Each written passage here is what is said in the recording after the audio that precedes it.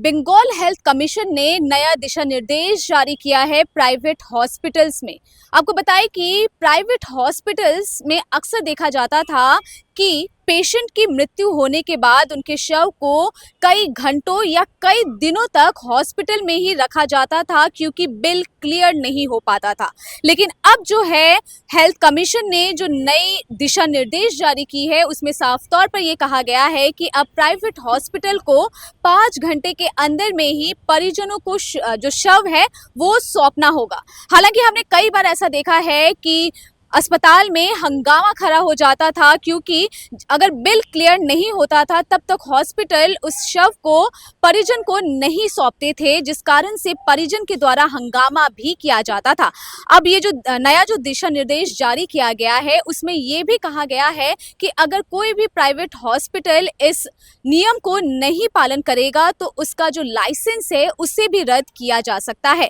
और महानगर कोलकाता में अक्सर हंगामे भी देखने को मिलते थे जहां पर प्राइवेट हॉस्पिटल या तो नर्सिंग होम में शव को पेशेंट की मृत्यु होने के कई घंटों या दिनों तक करीबन कई ऐसे हॉस्पिटल्स हैं जहां पर करीबन 2 से 3 दिनों तक भी शव को उसी हॉस्पिटल में रखते थे। और हेल्थ कमीशन ने ये भी निर्देश दिया है कि शव जो है वो सड़ना नहीं चाहिए, इसकी जिम्मेदारी भी हॉस्पिटल को ही रखनी पड़ेगी। यानी कि अब जो प्राइवेट हॉस्पिटल या जो नर्सिंग होम्स है इनके लिए ये अनिवार्य यानी कि इम्पोर्टेंट कर दिया गया है कि परिजनों को विद इन 5 घंटे के अंदर में ही अगर पेशेंट की मृत्यु हो जाती है तो उनके शव को परिजन को सौंपना ही होगा।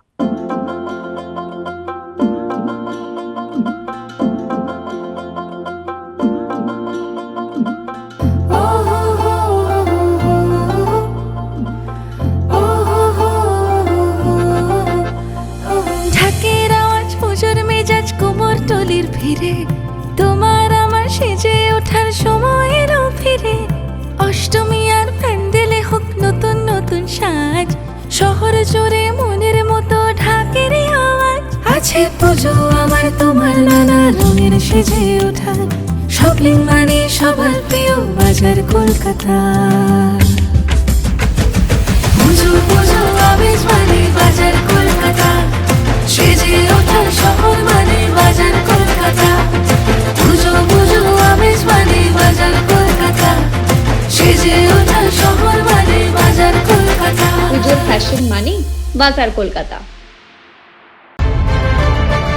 सुपर न्यूज 24 कोलकाता, हर कदम सच के साथ।